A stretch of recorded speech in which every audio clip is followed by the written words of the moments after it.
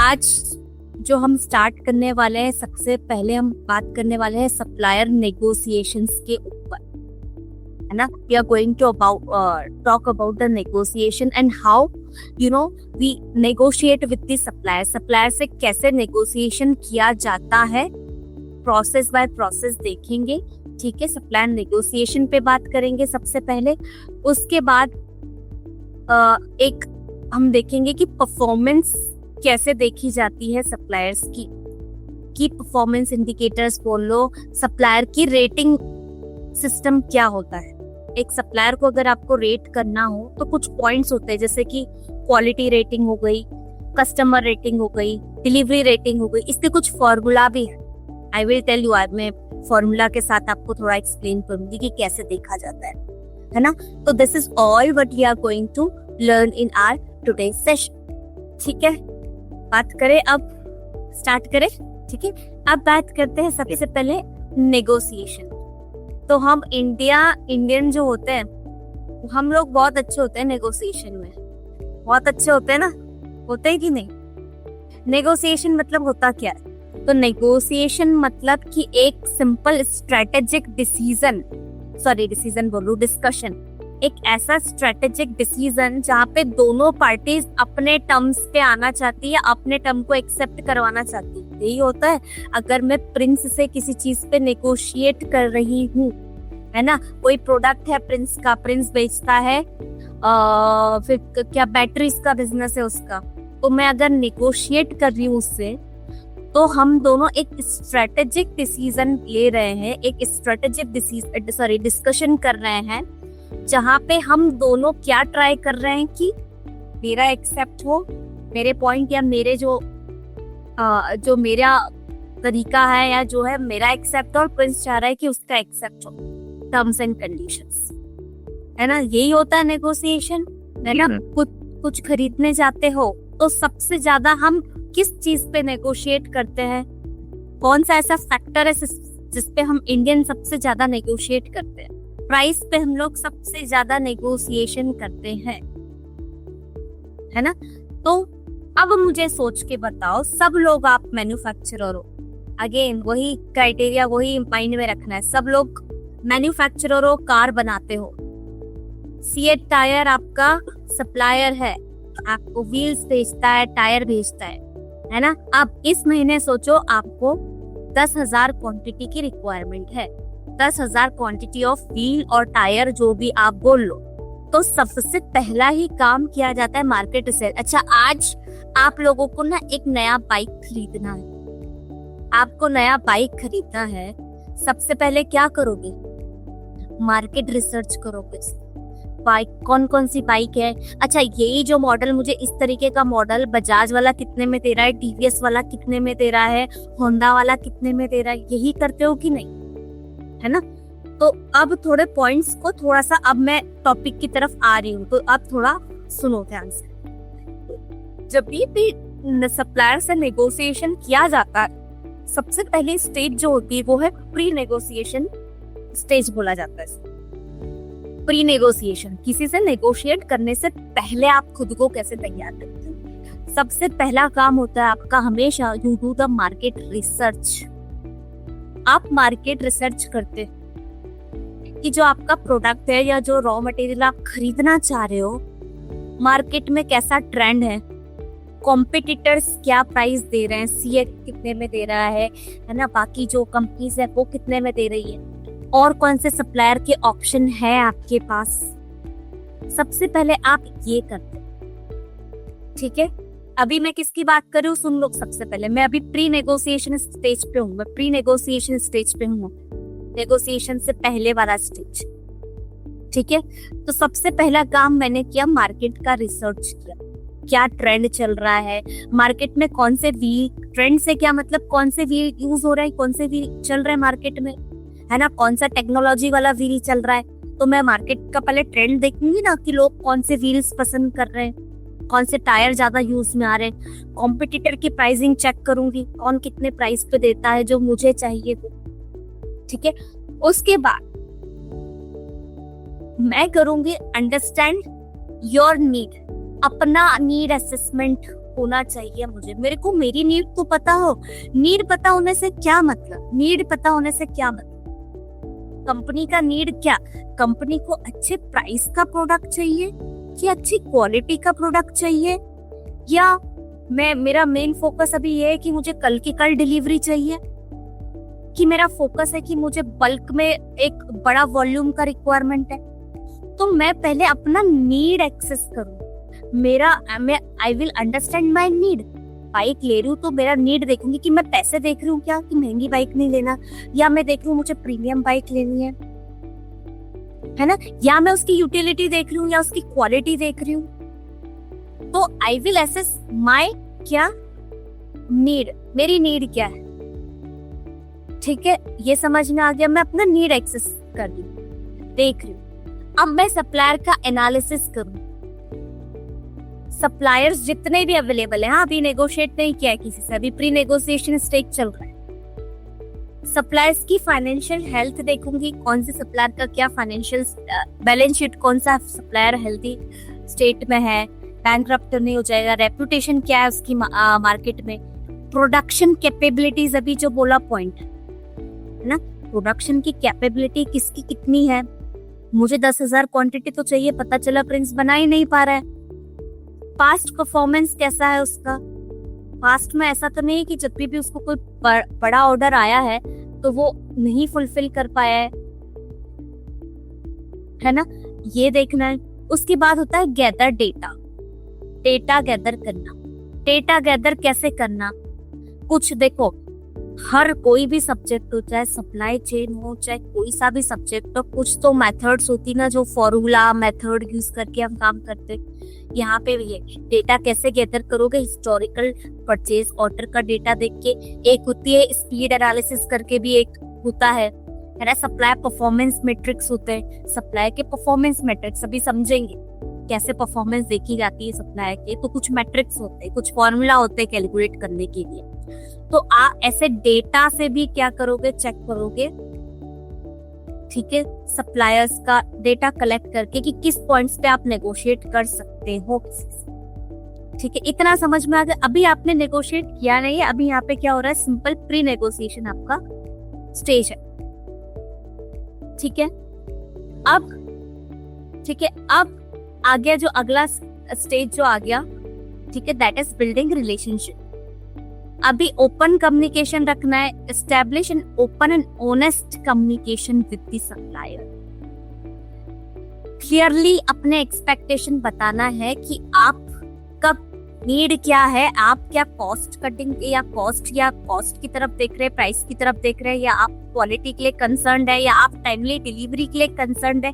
आपको क्लियरली अपना जो है जो आपका बोलते हैं कि एक्सपेक्टेशन या कंसर्न है, openly you have to express with the supplier. ठीक है, इसके बाद अब आ जाती, सुनो यहाँ पे ये थोड़ा सा है इम्पोर्टेंट। यहाँ पे नेगोशिएशन की स्ट्रेटजी आपको डेवलप करनी है। अब राइट, नेगोशिएशन की स्ट्रेटजी डेवलप करनी है अब कि कैसे नेगोशिएट करोगे। एक होता है बांटना, BATNA, लिखो BATNA, एस्टेब्लिश, BATNA, बांटना, BATNA।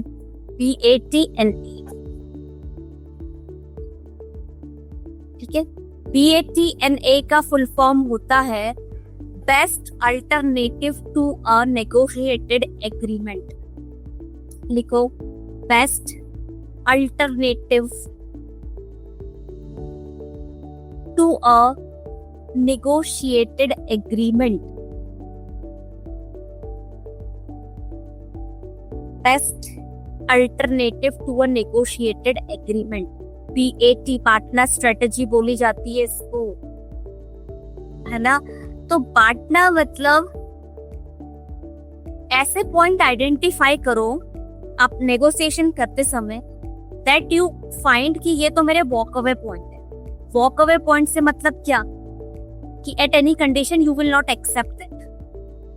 तो बांटना मीन्स क्या, आपको ऐसे पॉइंट अपने देखना है जिसको आप बोलोगे ये मेरे वॉक अवे पॉइंट है ना। कि the acceptable alternative, identify your walk away point, the acceptable alternative if the current negotiation fail. कि अगर करंट नेगोशिएशन फेल होता है तो मैं क्या अल्टरनेटिव है जो एक्सेप्ट करूं। लिखा है ना, best alternative to a negotiated agreement. अभी ये जो नेगोशिएट कर रही हूँ जिस एग्रीमेंट पे, अगर आइडेंटिफाई करो कौन सा मेरा वॉक अवे पॉइंट है कि इस पे तो मैं बिल्कुल I will not accept it. फिर इसके बाद आपने देखो बेस्ट अल्टरनेटिव क्या है। अगर करंट नेगोशिएशन फेल हो गया, क्योंकि आप तो वॉक अवे पॉइंट पे आ गए, आपको नहीं है ना, you are walking away with the negotiation कि नहीं ये मुझे नहीं इस प्राइस पे मैं नहीं, I don't agree on this price. अभी go on the best alternative कि क्या बेस्ट अल्टरनेटिव है ना। तो उसको बोलते हैं एस्टेब्लिशिंग अ बाटना।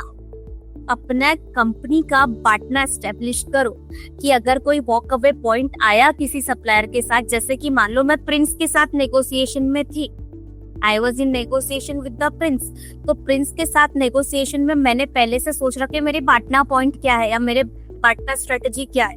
तो मैंने सोच रखा है कि अगर प्रिंस ने मुझे पर यूनिट जो है 1000 तक दिया तो ठीक है, वरना मैं नहीं नेगोशिएट करूं, है ना। तो प्रिंस ने मान लो मुझे 900 रुपीज बोला, सॉरी उसने मुझे 1100 रुपए बोला, उसने बोला नहीं मैं 1100 से कम नहीं दूंगा, तो मेरे लिए वॉक अवे पॉइंट हो गया, क्योंकि मैंने अपने लिए मैक्सिमम लिमिट क्या सोच रखी थी, 1000 रुपए पर पीस का।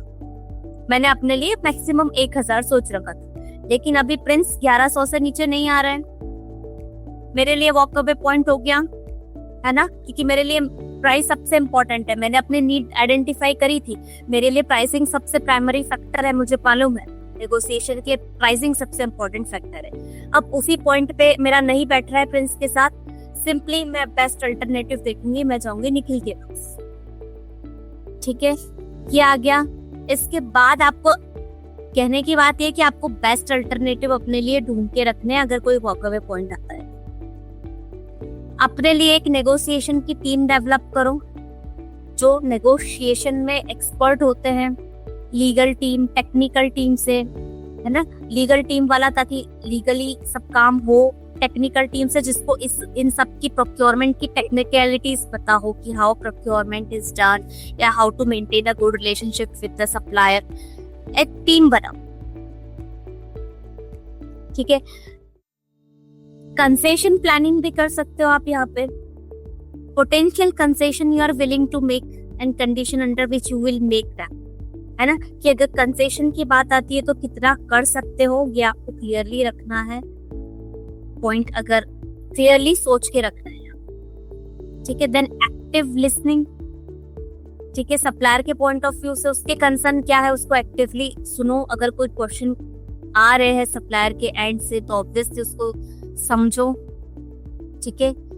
फिर उसके बाद क्या होगा लास्ट में, ऑब्वियसली सब क्या होगा, एग्रीमेंट एंड कॉन्ट्रैक्ट। मान लो आपको सारा चीज वैल्यू बेस्ड नेगोशिएशन हो गया आपका, ठीक है, जो भी हुआ, अब आप क्लियर टर्म्स एंड कंडीशन पे, अच्छा यहाँ पे अब जो होगा एग्रीमेंट होगा साइन, कॉन्ट्रैक्ट होगा, कॉन्ट्रैक्ट फाइनल। देखो आपने नेगोशिएशन कर लिया, सब ठीक हुआ, फाइनलाइज आप क्या करोगे, कॉन्ट्रैक्ट साइन करोगे कंपनी के साथ, है ना। कॉन्ट्रैक्ट में क्लियर टर्म्स एंड कंडीशन पे ध्यान रखना है, लीगल रिव्यू ध्यान रखना है। कल बहुत बार आप लोगों ने बोला ना कॉम्प्लायंस, लीगल कॉम्प्लायंस, तो लीगली सब चीज कॉन्ट्रैक्ट के अकॉर्डिंग या सब चीज है कि नहीं लीगल, वो देखना है। Last is the performance monitoring, supplier की परफॉर्मेंस मॉनिटर करना। तो ये सब क्या है, मेथड बोली मैंने, राइट, जिससे आप क्या कर सकते हैं, नेगोशिएट कर सकते हैं विद द सप्लायर। अंडरस्टूड। इसी को अच्छा, इसको ना आप अभी उससे देखना पीपीटी से तो बहुत क्लियरली समझ आएगा, क्योंकि उसमें स्टेप वाइज दिखा, तो आपको स्टेप भी लिखनी होगी ना, जैसे अभी मैंने सिंपल एक्सप्लेन किया है आपको, तो स्टेप आपको लिखनी भी होगी ना, पीपीटी से भी अच्छे स्टेप से वो लिख ले। आ जाओ, अभी मैं पीपीटी से आ रही हूँ, थोड़ा सा ध्यान दो, पीपीटी में और अच्छे तरीके से लिखा हुआ है तो थोड़ा उसको ध्यान दो। ओके, लेट्स सी, ठीक है। Now see here everyone, supplier negotiation. So preparing for supplier negotiation is crucial to ensure that you secure the best terms and deal, कि आपको मार्केट में जितने भी अवेलेबल है कॉम्पिटिटर्स, जितने भी सप्लायर्स है, आपको बेस्ट डील मिल रही हो, आप ये इंश्योर करना चाहते हैं ना। प्रिंस यही चाहता है ना, मैं बेस्ट बाइक लूं 50,000 में, जो सबसे बेस्ट अवेलेबल हो, जिसपे सबसे ज्यादा फीचर हो, है ना। So here is the step wise. सबसे पहले लिखा हुआ है अंडरस्टैंड योर नीड्स, है ना। So Nikhil please read this slide. ये स्टेप से, हाँ, नेगोशिएशन की, तो 1 से लिखना अंडरस्टैंडिंग योर नीड। जैसे कि मैंने बोला, पहले आपको पता होना चाहिए कि आपकी नीड क्या है, आप किस टर्म पे नेगोशिएट करना चाहते हो, आपका मेन क्राइटेरिया क्या है, प्राइस की, क्वालिटी की, डिलीवरी शेड्यूल की, मुझे जो सबसे पहले डिलीवरी दे दे वो, ये कुछ और कंडीशन है। तो आपका एक्चुअल नीड क्या है, आपको सबसे पहले वो पता होना चाहिए कि मुझे तो सबसे कम कॉस्ट का चाहिए, मैं कॉस्ट पे नेगोशिएट करूंगी या मैं क्वालिटी पे नेगोशिएट करूंगी, आपको पता होना चाहिए। फिर जैसे कि मैंने बोला था, आप रिसर्च करोगे मार्केट में, मार्केट रिसर्च करोगे, सप्लायर्स के बारे में जानोगे, मार्केट कैसा चल रहा है, कॉम्पिटिटर्स क्या प्राइसिंग पे दे रहे हैं, है ना। Potential supplier who can meet your requirement, market में कौन ऐसे सप्लायर्स है जो आपकी रिक्वायरमेंट पूरी कर सकते हैं। फिर सप्लायर्स का रेपुटेशन देखना, उनकी फाइनेंशियल हेल्थ देखना, उनका प्रीवियस रिकॉर्ड्स चेक करना, गैदर द इंफॉर्मेशन, कॉम्पिटिटर्स की प्राइसिंग, कैपेबिलिटीज, मार्केट ट्रेंड क्या चल रहा है, जो प्रोडक्ट आपको चाहिए उसका, है ना। ये सारी चीजें का डेटा कलेक्ट करना। नाउ सेट गोल्स, है ना। डिफाइन योर नेगोशिएशन ऑब्जेक्टिव, कि आपको कॉस्ट लोअर करवानी है, कि टर्म्स इंप्रूव करवाने, कि बेटर क्वालिटी पे आपको उससे नेगोशिएट करना है, या लॉन्ग टर्म पार्टनरशिप पे करना है ना। तो देखो, बहुत बार ना सेट गोल्स जो होते हैं ना, वो लॉन्ग टर्म पार्टनरशिप के होते हैं। अगर जो रॉ मटेरियल मुझे चाहिए उसकी मोनोपोली है ना, उस प्रोडक्ट की मोनोपोली एक ही कंपनी है जो सबको सप्लाई करती है, तो देखो यहाँ पे मेरा ऑब्जेक्टिव हो जाएगा लॉन्ग टर्म रिलेशनशिप, क्योंकि प्रिंस एक ही सप्लायर है उस प्रोडक्ट का। अगर उससे भी अच्छा नहीं रह पाई, मेरे टर्म्स अच्छे नहीं बैठ पाए, तो मेरे लिए दिक्कत हो जाएगी, है ना। तो इसलिए, अच्छा, आपने कभी भी शेयर मार्केट में है, कोई शेयर मार्केट के बारे में आप पढ़ता है या सुनता है, या कुछ थोड़ा बहुत नॉलेज किसी? पढ़ा लिखा तो नहीं है मैम, शेयर मार्केट में बस थोड़ा बहुत खरीद लिया 5 तक लेके। थोड़ा बहुत शेयर हम लोग खरीदते हैं, बस ज्यादा नॉलेज नहीं। अच्छा, देखो, कभी भी ना जब कंपनी कोई अपने नए शेयर्स लेके आती है ना, आपने देखा होगा शेयर एनालिसिस होता है उस कंपनी का ना, कि मैं इसके शेयर खरीदूं कि नहीं खरीदूं, है ना। तो उसमें ना ये चीज देखी जाती। आपको मैं कल 2-3 कंपनियां देख होगा तो मैं आपको बताऊंगी। बहुत सारी ऐसी कंपनीज है ना जो एक सिंगल सप्लायर पे डिपेंडेंट होती है। तो बहुत बार ना इन्वेस्टर, जैसे मुझे शेयर खरीदना है, मैं ना ऐसी कंपनियों में पैसा डालने से बचती हूँ। क्यों बचती हूँ? क्योंकि उसका बिजनेस रिस्की है, एक ही सप्लायर है, सप्लायर की मोनोपोली है, उसने आज तुम्हें देने से मना कर दिया, व्हाट यू विल डू? आपका तो पूरा बिजनेस ही उसी चीज पे डिपेंडेंट है ना। अच्छा, एक आपने वो याद है, पहले ना जब मैगी पहले बहुत चली थी, तो मैंने देखा था, मैं इंदौर से हूँ, तो वहां पे मैंने देखा था बहुत सारे ना ऐसे रेस्टोरेंट खुल गए थे जो कोर मैगी बना रहे थे, अलग अलग टाइप की, है ना। ये मैगी, वो मैगी, ये मैगी। अब जैसे ही बीच में मैगी पे, देखो उसका पूरा बिजनेस किस पे डिपेंड कर रहा है? मैगी पे। जैसे ही वो मैगी पे बैन नहीं हुआ था बीच में ड्यू टू सम इशू, अच्छा, मैगी बैन हुई तो इसका पूरा बिजनेस ठप हो गया कि नहीं, है ना। तो ऐसे बिजनेस जो सिंपल कोर एक सप्लायर पे डिपेंड करते हैं ना, वो बहुत रिस्की से हो जाते हैं, है ना। तो वहां पे मेरा गोल हो सकता है कि मैं लॉन्ग टर्म रिलेशनशिप पे ज्यादा ध्यान दूं। इस तरीके का अगर कोई बिजनेस है तो मेरा गोल होगा किस चीज पे नेगोशिएट, कि मेरे उससे अच्छे टर्म्स बने रहे लंबे समय की। तो ये होता है अंडरस्टूड। मार्केट डायनामिक्स को समझना कि मार्केट कंडीशन क्या चल रही है, सप्लाई डिमांड का ट्रेंड क्या चल रहा है, कॉम्पिटिटर क्या ऑफर कर रहे हैं, एक्सटर्नल फैक्टर हो सकता है क्या जो अफेक्ट करेगा, है ना। मैं तो प्रिंस के साथ नेगोशिएट कर रही हूँ, आई एम नेगोशिएटिंग, बट हो सकता है प्रिंस किसी और से भी नेगोशिएशन में है, तो ये एक्सटर्नल फैक्टर है। देखो, मैं प्रिंस के साथ नेगोशिएशन में हूँ कि 10,000 यूनिट चाहिए, बट प्रिंस के पास अभी दूसरी कंपनी से और बड़ा ऑफर है, तो इसलिए प्रिंस मेरे ऑफर पे इतना सिंसियरली नहीं सोच रहा है। तो ये एक्सटर्नल फैक्टर है जो उस नेगोशिएशन को अफेक्ट कर रहा है, ठीक है। उसके बाद आइडेंटिफाई द लेवरेज पॉइंट। अच्छा, इस पॉइंट का मीनिंग किसी को पता है क्या कि लेवरेज पॉइंट क्या होता है?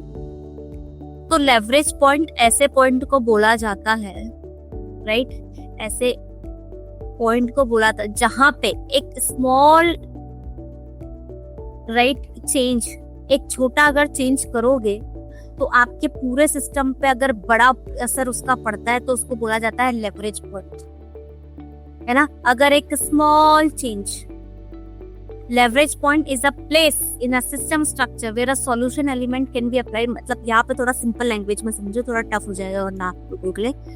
तो लेवरेज पॉइंट का मतलब है एक ऐसा पॉइंट जहां पे एक स्मॉल चेंज, एक छोटा चेंज, एक छोटा इंटरवेंशन अगर आप कर रहे हो तो उससे कोई बड़ा इम्पैक्ट पड़े।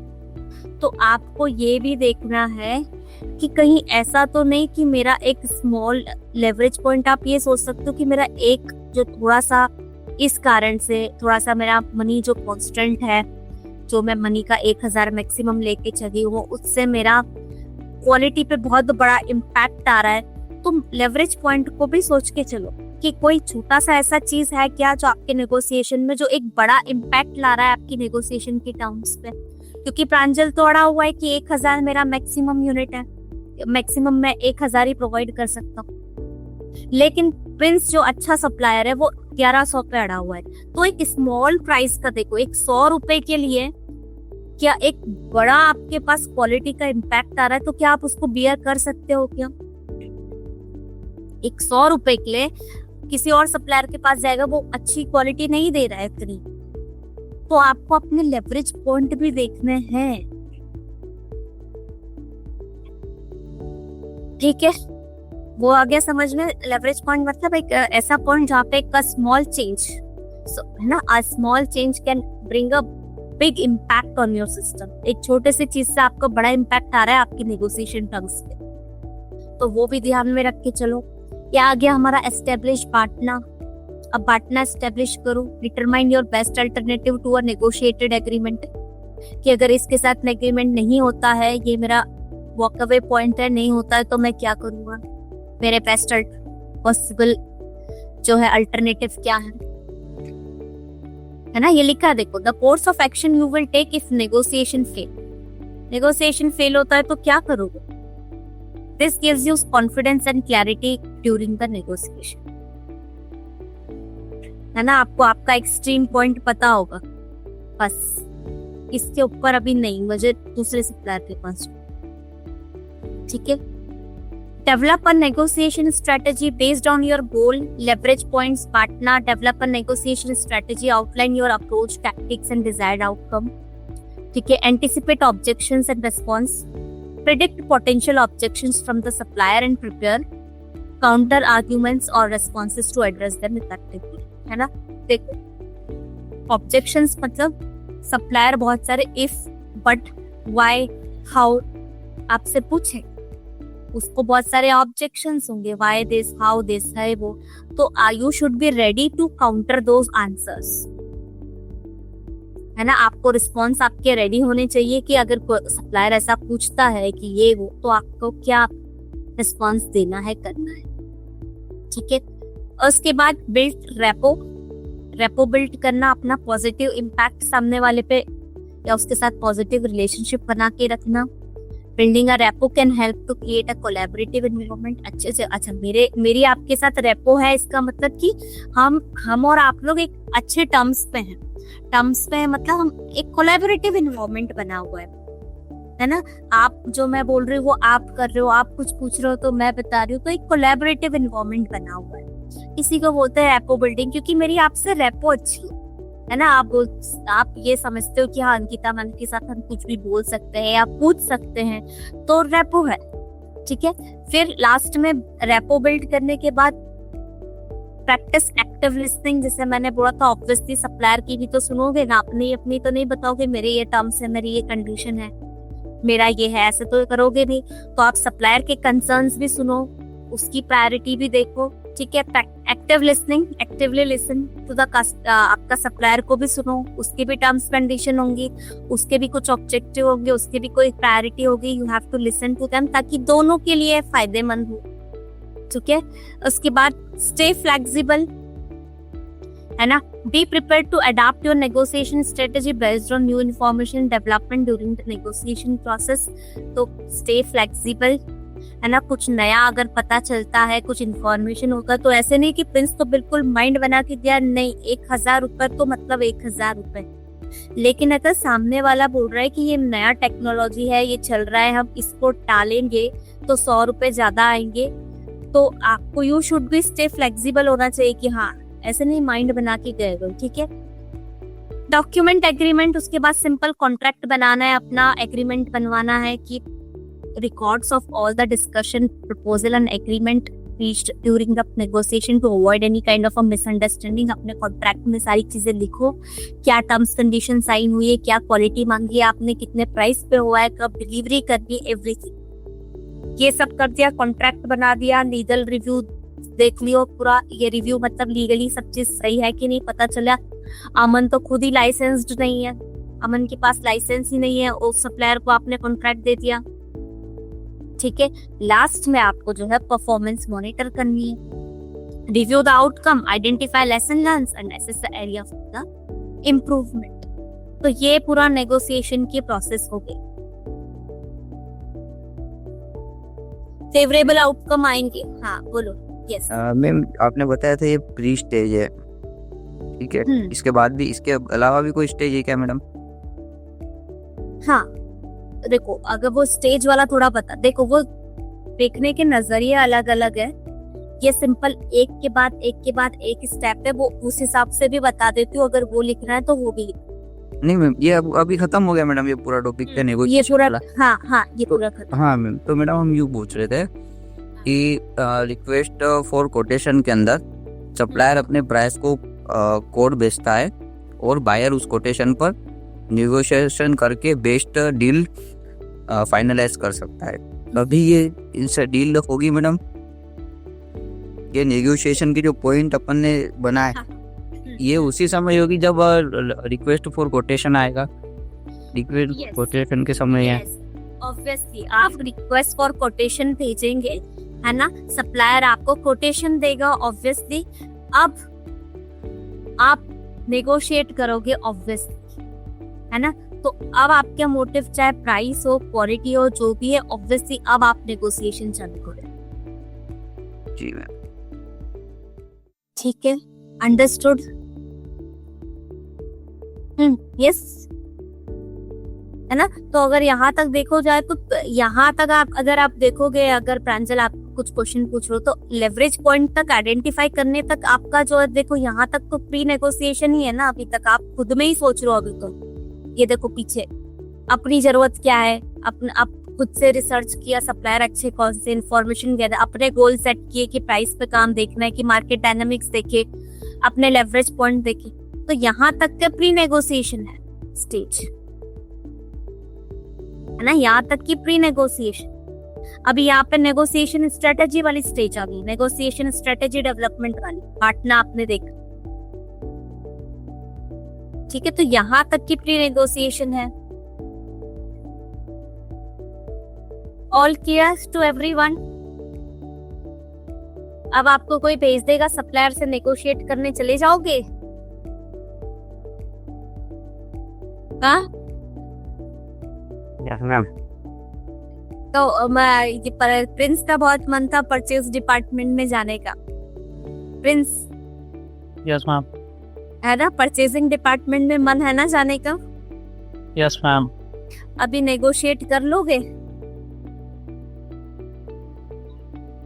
लग तो रहा है कर लेंगे। अच्छा, अगर मान लो मैं हूँ सप्लायर, ठीक है, आप हो टीम में, ठीक है, तो अभी मैं तो फिक्स हो गई कि मैं तो 1100 से नीचे दूंगी नहीं, अब कर लो जो करना है। क्या करोगे? आपने तो 1000 सोच के चला है माइंड में, मैं तो 1100 से नीचे नहीं, अभी क्या करो? मैम फ्लेक्सिबल रहना, प्रोडक्ट के हिसाब से उसको देखना, अगर प्रोडक्ट आगे चल के अगर बेनिफिट देगा तो उसके हिसाब से उसको एडजस्ट करना है। नहीं तो एनालिसिस करोगे ना ऑब्वियसली कि अगर 100 रुपए ज्यादा पे कर रहे हो तो उससे कुछ एडवांटेज मिल रहा है कि नहीं, यस मैम। है ना। ऑब्वियसली ये देखोगे ना कि अगर मैं 1000 लेकर चलाऊं माइंड में, लेकिन मैं अगर 100 रुपए ज्यादा दे रहा हूँ तो उससे मुझे बेनिफिट इसके मल्टीपल में है कि नहीं, मेरे पास फायदा इससे ज्यादा मिल रहा है कि नहीं, एनालिसिस करोगे कि नहीं, है ना। तो कुछ एक्टिविटी कल सोचती हूँ इस पे, कुछ एक्टिविटी नेगोशिएशन करवाऊंगी आपसे। देखो मार्केट में अगर कोई चेंज आया, है ना, निखिल ने तो कॉन्ट्रैक्ट साइन कर लिया कि 1000 रुपए में उसे जो है ये आपको भेजना है, लेकिन जब भी मार्केट में कुछ फ्लक्चुएशन आती है, मान लो अब निखिल को खुद को वो रॉ मटेरियल नहीं मिल रहा है उसी रेट पे, तो यहाँ पे एक चैलेंज आ सकता है।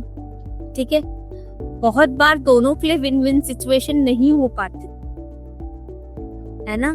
तो बहुत बार क्या होता है, दोनों पार्टीज के लिए, सप्लायर के लिए, बायर के लिए विन विन सिचुएशन नहीं आती, अनक्लियर एक्सपेक्टेशंस होते हैं। प्रिंस का कुछ और एक्सपेक्टेशन है, क्लियरली ही is not able to understand और कम्युनिकेट टू दी सप्लायर। ठीक है, मिसकम्युनिकेशन होता है ना, लैक ऑफ कोऑर्डिनेटेड मैनेजमेंट। तो ये सारे कुछ चैलेंजेस इन द एसआर है। ठीक है।